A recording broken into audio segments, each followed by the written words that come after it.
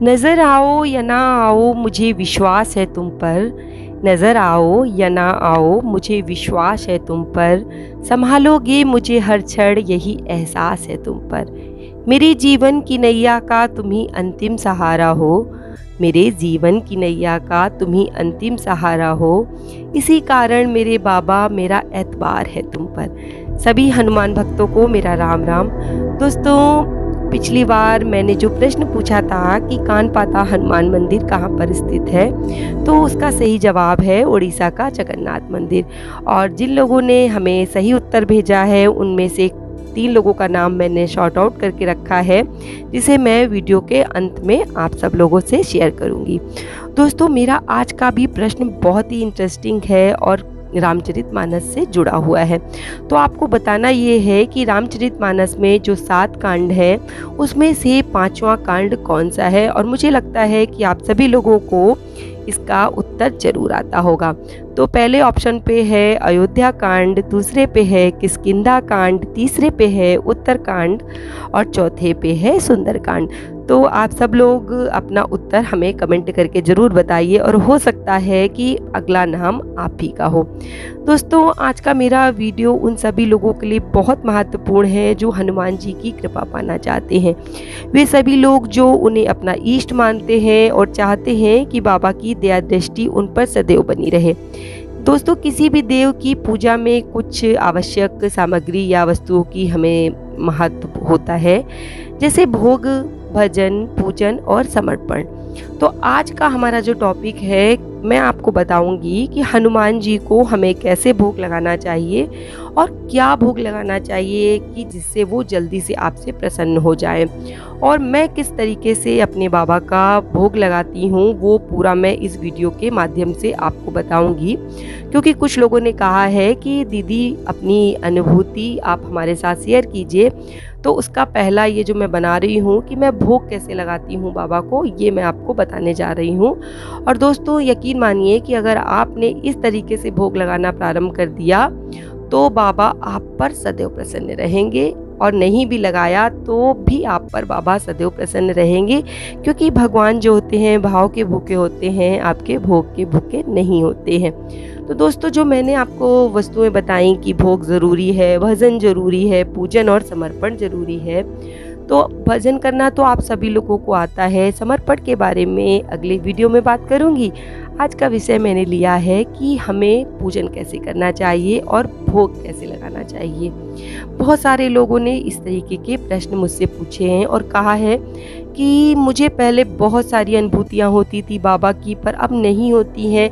इसका कारण क्या है? पहले बाबा मुझे सपने में दिखाई पड़ते थे, अब नहीं दिखाई पड़ते हैं, इसका कारण क्या है? इस पर भी दोस्तों मैं एक वीडियो बनाने का प्रयास ज़रूर करूँगी। दोस्तों, आज मैं आपको बताने जा रही हूँ पूरी विधि कि मैं सुबह से शाम तक कैसे अपने बाबा और लड्डू गोपाल को भोग लगाती हूँ, जिस कारण से बाबा की कृपा मुझ पर बनी हुई है। दोस्तों, पिछले एक वीडियो में मैंने बताया था कि मैंने अपने बाबा को और लड्डू गोपाल को अपने घर के बच्चों की तरह रखा है। मतलब मेरे 2 बच्चे हैं, उसके अलावा मेरे ये 2 बच्चे और हैं। तो उन्हीं बच्चों को मैंने कैसे दिन भर उनकी सेवा करती हूँ, ये मैं आपको बताने जा रही हूँ। दोस्तों, भोग लगाने में सबसे पहला स्थान आता है आपके भाव का, भोग तो बाद में आता है। नहीं तो माता सबरी ने श्री राम को केवल भोग में अपने झूठे बेर ही खिलाए थे, पर भाव उनका क्या था ये सब आप लोग जानते होंगे। आप सभी लोग पढ़े लिखे हैं और रामायण सबने पढ़ी और सुनी है। दोस्तों, मैं सुबह सबसे पहले जब उठती हूँ तो स्नान वगैरह करने के बाद जब भगवान को नहलाती हूँ तो सबसे पहले मैं उन्हें पानी पिलाती हूँ, क्योंकि मुझे लगता है कि जैसे मुझे सुबह उठकर नहाने के बाद सबसे पहले प्यास लगती है, तो बाबा को भी प्यास लगती होगी। और पानी पिलाने का ढंग भी मेरा अनोखा है। दोस्तों, मैंने अपने पूजा घर में एक बहुत छोटी सी पीतल की ग्लास रख रखी है, बहुत छोटी सी है।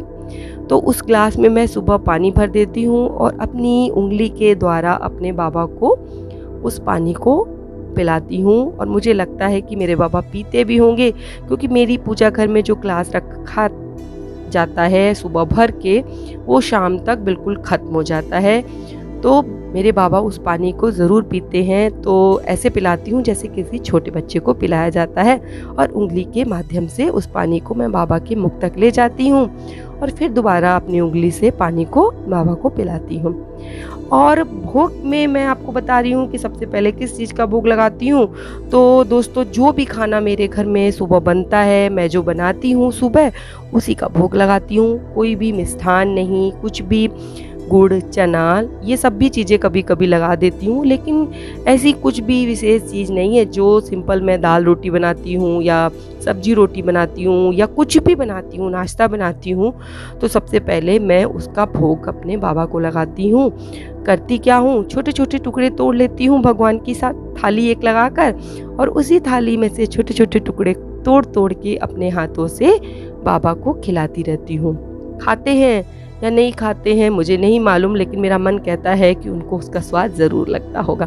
कुछ लोग सोचेंगे अजीब, पागल है, पर ध्यान रखिए कि एक सच्चा भक्त वही हो सकता है जो अपने इष्ट के प्रेम में पागल हो। फिर बारी आती है दोपहर को, तो दोपहर को भी उन्हें मैं कुछ ना कुछ ज़रूर खिलाती हूँ, जैसे हम सब लोग खाते हैं। कभी तो फल खिला देती हूँ, कभी अगर कोई मिठाई है या लड्डू है वो खिला देती हूँ, नहीं कभी जब मैं दोबारा खाना बनाती हूँ नाश्ता बनाने के बाद, वो उन्हें खिला देती हूँ। मतलब जितने बार भी मेरे घर में खाना बनता है उसका भोग मेरे घर में ज़रूर लगाया जाता है। अगर कहीं बाहर होती हूँ तो उनका नाम लेकर मैं पानी पी लेती हूँ, या अगर मुझे कुछ खाना पड़ जाता है तो वो खा लेती हूँ।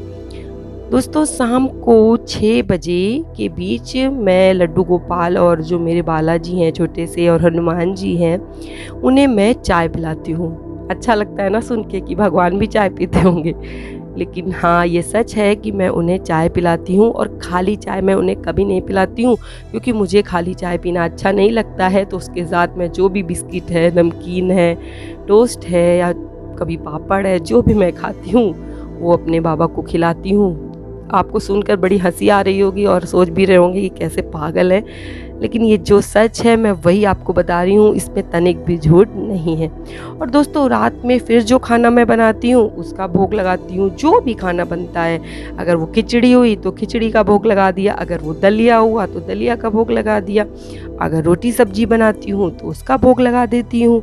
जो भी खाना बनाती हूँ उसका भोग ज़रूर लगाती हूँ। बिना भोग लगाए मेरे घर में कभी भी खाने को नहीं खाया जाता है। हम लोग लगभग 7 साल से प्याज और लहसुन का सेवन नहीं करते हैं, तो इसलिए मैं सारे खाने का भोग लगाती हूँ। अगर मुझे बाहर भी जाना होता है तो मैं वहाँ कुछ भी नहीं खाती हूँ, क्योंकि मैंने प्याज लहसुन बिल्कुल छोड़ दिया है। तो जो भी खाना मैं बनाती हूँ वो बाबा को खिला देती हूँ। अगर बहुत ज़रूरी है कहीं जाना तो उनके लिए कुछ खाने को रख देती हूँ, उन्हें खिलाने के बाद ही मैं जाती हूँ। और दोस्तों, एक बहुत ही अच्छी बात बताने जा रही हूँ कि सोने से पहले दूध भी उन्हें पिलाती हूँ, जैसे घर के और सब लोग हल्दी डालकर पीते हैं ना।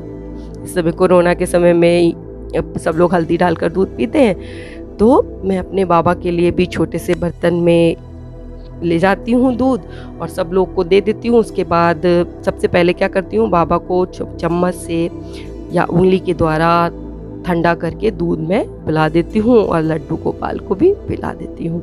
और दोस्तों, मेरे घर में कोई भी खाने की वस्तु बाबा को भोग लगाए बिना नहीं खाई जाती है, चाहे वो आइसक्रीम हो, चाहे चॉकलेट हो, और चाहे वो समोसे ही क्यों ना हो। अब तो आदत सी ये पड़ गई है कि कुछ भी मुंह डालने से पहले बाबा और लड्डू गोपाल की याद आ जाती है। और बच्चों की भी यही आदत बनी है कि अगर वो कहीं से टॉफ़ी भी लेकर आएंगे तो बोलेंगे, मम्मी लो इसका भोग लगा दो। तो दोस्तों, इस तरीके से पूरा दिन मेरी जो है कार्यविधि चलती रहती है बाबा को भोग लगाने की। तो जो भी बातें मैंने बताई हैं बिल्कुल सच बताई हैं, इसमें ज़रा भी बनावटीपन नहीं है। जो मैं काम करती हूँ वही आपको बता रही हूँ, क्योंकि कुछ लोगों ने मुझसे कहा था कि आप कैसे भोग लगाती हैं, तो मुझे बता दीजिए। तो दोस्तों, आज का वीडियो आपको कैसा लगा हो सकता है थोड़ा पागलपन भरा हो, लेकिन सच्चाई है ये, तो मैंने आपसे शेयर कर दी है।